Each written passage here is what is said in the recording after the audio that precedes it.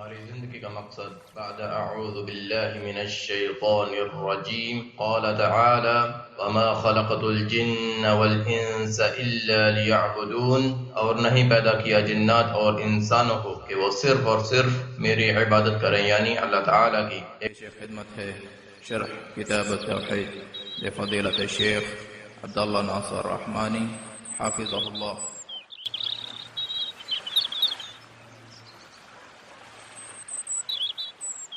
إن الحمد لله نحمده ونستعينه ونستغفره ونعوذ بالله من شرور أنفسنا ومن سيئات أعمالنا، أما بعد فإن خير الحديث كتاب الله وخير الهدي هدي محمد صلى الله تعالى عليه وسلم، اللهم صل على محمد وعلى آل محمد كما صليت على إبراهيم وعلى آل إبراهيم إنك حميد مجيد، اللهم بارك على محمد وعلى آل محمد كما باركت على إبراهيم وعلى آل إبراهيم إنك حميد مجيد۔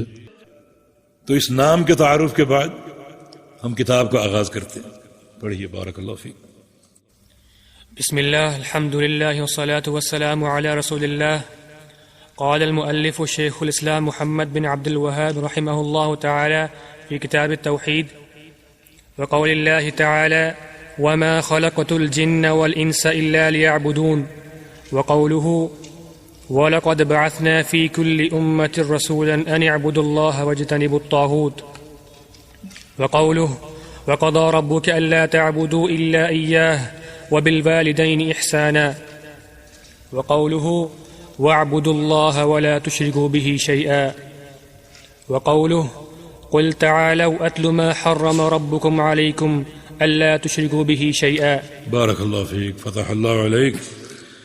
کتاب التوحید یہ ہمارا پہلا عنوان ہے، اور اس عنوان سے مراد توحید کا وجوب اور توحید کی فرضیت، عقیدہ توحید، اس کا فہم، اس کو اپنانا اور اختیار کرنا فرض ہے۔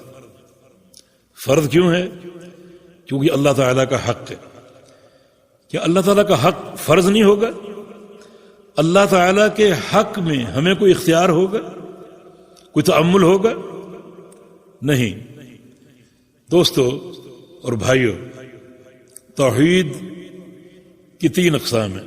توحید کا معنی اللہ تعالیٰ کو ایک ماننا، توحید کا معنی یہ باعتبار عربی قواعد کے باب تفعیل کا مصدر ہے، وحد یوحد توحیدا، اور توحید کا معنی ایک ماننا، ایک قرار دینا۔ تو توحید سے مراد کیا ہے؟ اللہ تعالیٰ کو ایک قرار دینا۔ کس چیز میں؟ تین چیزوں میں۔ بس ان تین چیزوں کو جان لیجیے، مکمل توحید آپ کو حاصل ہو جائے گی۔ توحید کا معنی اللہ تعالیٰ کو ایک قرار دینا، ایک ماننا، ایک تسلیم کرنا، یہ عقیدہ رکھنا کہ وہ ایک ہے۔ کس چیز میں؟ تین چیزوں میں۔ نمبر ایک ربوبیت، نمبر دو الوہیت، اور نمبر تین اسماء و صفات۔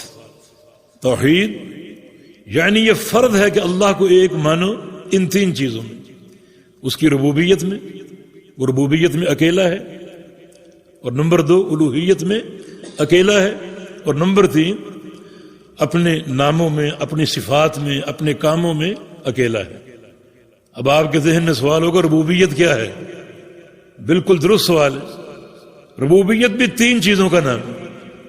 ربوبیت میں تین چیزیں ہیں، ان تین چیزوں میں اللہ تعالیٰ کو اکیلا ماننا اور جاننا ضروری ہے۔ نمبر ایک، اللہ تعالیٰ خالق ہے، یعنی پیدا کرنے والا۔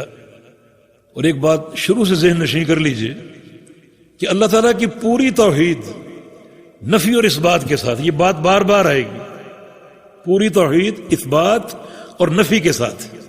یوں کہا جائے گا اللہ تعالیٰ خالق ہے، یہ اثبات ہے، اور نفی کیا ہے؟ اس کے سوا کوئی خالق نہیں ہے، نفی و اثبات۔ اللہ تعالیٰ خالق ہے، یہ اثبات ہے، اس کے سوا کوئی خالق نہیں ہے، یہ نفی۔ پورا عقیدہ توحید اس بات اور نفی کے ساتھ. تو توحید ربوبیت میں 3 چیزیں ہیں. ایک یہ ماننا کہ وہ خالق ہے اور اس کے سوا کوئی خالق نہیں.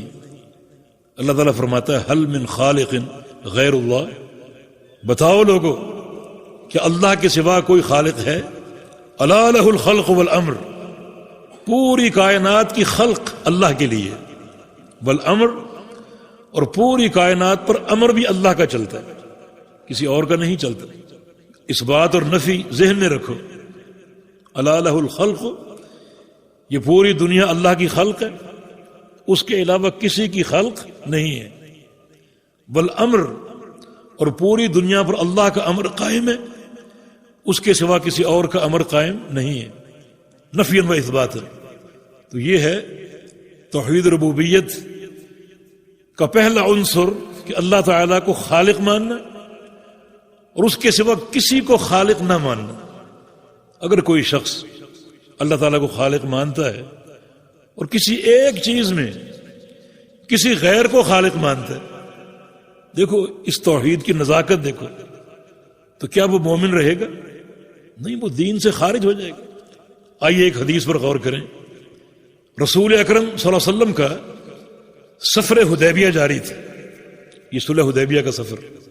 دوران سفر رات کو بارش ہوئی.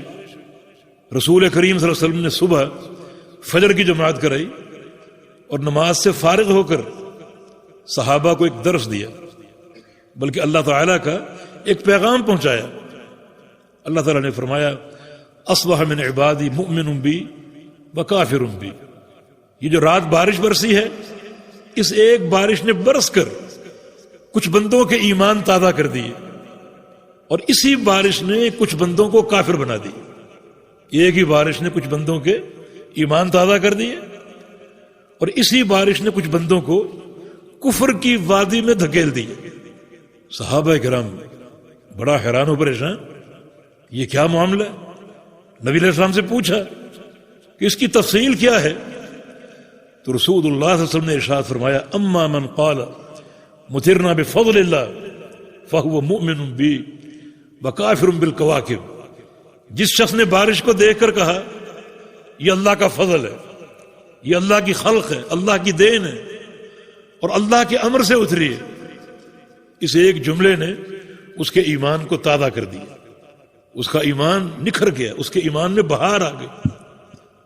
اور جس شخص نے اسی بارش کو دیکھ کر کہا کہ مطرنا بنوع کذا، یہ تو فلاں ستارے کی تاثیر ہے، یہ فلاں شخصیت کی دین ہے، اللہ کی نعمت کو منسوب کیا غیر اللہ کی طرف. فرمایا کہ ایک ہی جملے سے وہ کفر کی وادی میں داخل ہو گیا. یہ توحید ربوبیت کی نزاکت آپ دیکھیں کہ توحید ربوبیت کے تعلق سے جنت اور جہنم کتنی قریب ہیں. ایک جملے نے انسان کو اور اس کے ایمان کو نکھار دیا اور وہ جنتی ہو گیا، اور ایک ہی جملے نے اس کے ایمان کو ختم کر دیا. ہمارے ہاں اللہ رب العزت کی نعمتوں کو کس طرح چن چن کے غیر اللہ کے نام منسوب کیا جا رہا ہے.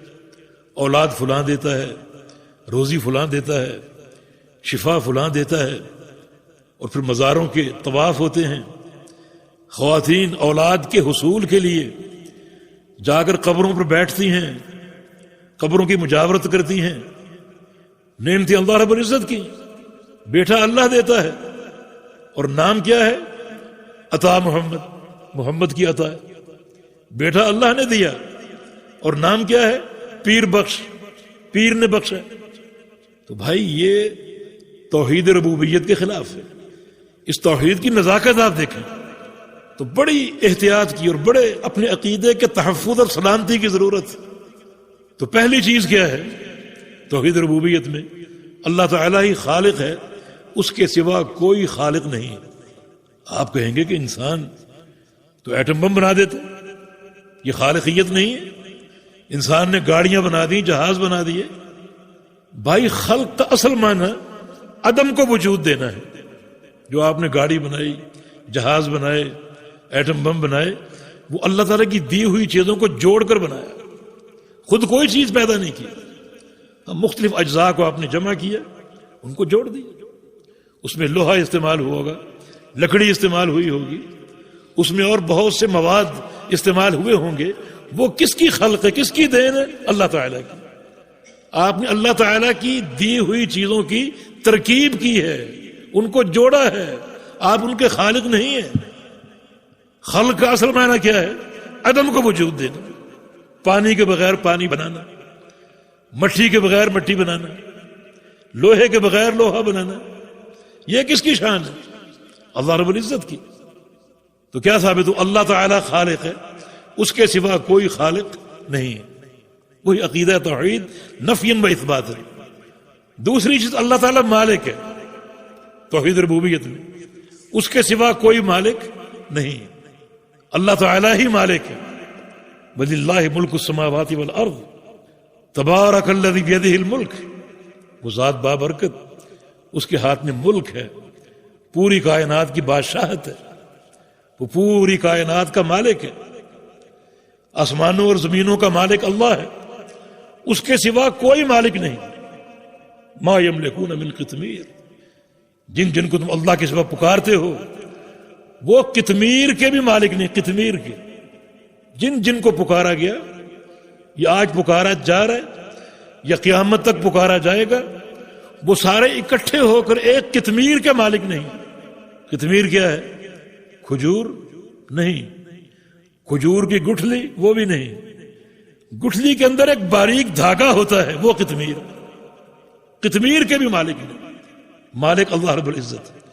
توحید ربوبیت کا دوسرا عنصر، اور تیسرا عنصر ہے مدبر، تدبیر۔ اللہ تعالیٰ ہی پوری کائنات کی تدبیر فرماتا ہے، اس کا امر جاری، اس کی تقدیر نافذ ہے۔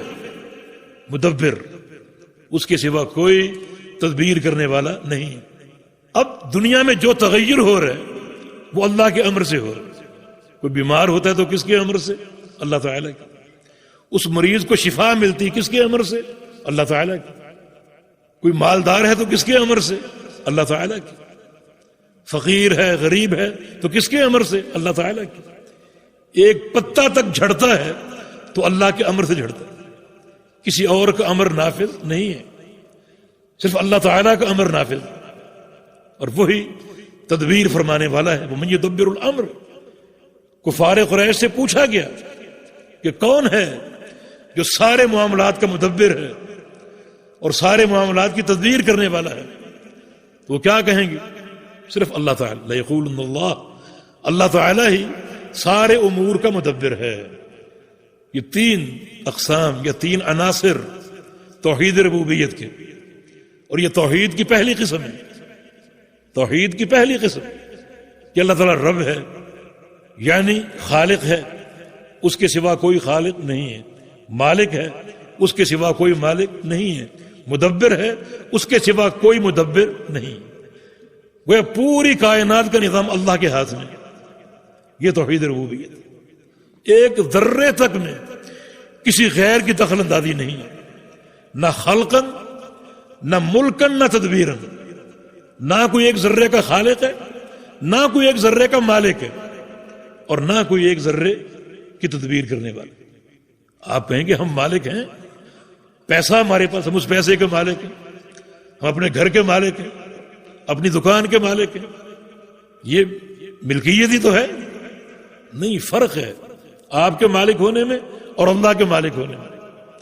آپ کو گھر کس نے دیا؟ کیا آپ کا عقیدہ ہے؟ اللہ تعالیٰ نے۔ تو آپ مالک ہیں اللہ کی دین کے بعد، اللہ کی عطا کے بعد۔ اللہ تعالیٰ کو کوئی عطا کرنے والا نہیں ہے، وہ ابتداءً مالک ہے۔ آپ مالک ہیں اللہ کی عطا سے، اور آپ کی ملکیت محدود ہے، محدود چیزوں کی۔ آپ تو ایسے مالک ہیں کہ جو آپ کا اپنا مال ہے اس کے مالک ہے، کسی غیر کے مال کے آپ مالک نہیں ہو سکتے۔ اور اللہ رب العزت پوری کائنات کا مالک ہے، تو اس کی ملکیت لامحدود جو پوری کائنات پر قائم ہے، اور اس کی ملکیت ذاتی، کسی کی عطا کے بغیر۔ آپ کا مالک ہونا محدود ہے، اور آپ کا مالک ہونا اللہ کی عطا سے ہے۔ جس کو دے گا اس کو ملے گا، جس کو نہیں دے گا اسے کوئی دینے والا نہیں ہے۔